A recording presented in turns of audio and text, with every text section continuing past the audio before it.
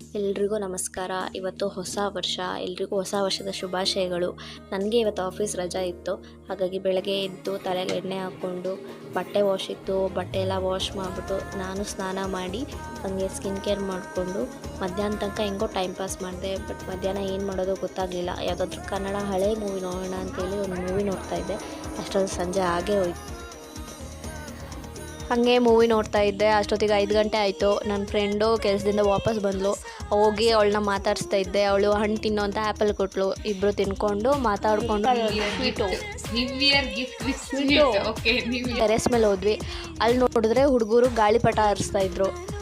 ತಗೊಳ್ಳಿ ಅಕ್ಕ, ಹಾರಿಸ್ತೀರಾ ಅಂತೇಳಿ ಸ್ವಲ್ಪ ಕೊಟ್ಟರು. ನಾವು ಸ್ವಲ್ಪ ಹೊತ್ತೆಲ್ಲ ಹಾರಿಸಿ ವಾಪಸ್ ಕೆಳಗೆ ಬಂದ್ವಿ. ಸಂಜೆ ಗುರುವಾರ ಆಗಿರೋದ್ರಿಂದ ರಾಯರ ದೇವಸ್ಥಾನಕ್ಕೆ ಹೋಗಬೇಕಿತ್ತು. ರಾಯರ ದೇವಸ್ಥಾನಕ್ಕೆ ಹೋಗ್ಬಿಟ್ಟು ಅಲ್ಲಿ ದರ್ಶನ ಎಲ್ಲ ಮುಗಿಸ್ಕೊಂಡು ಪ್ರಸಾದ ತಿಂದ್ಕೊಂಡು ವಾಪಸ್ ಪಿ ಜಿಗೆ ಬಂದ್ವಿ.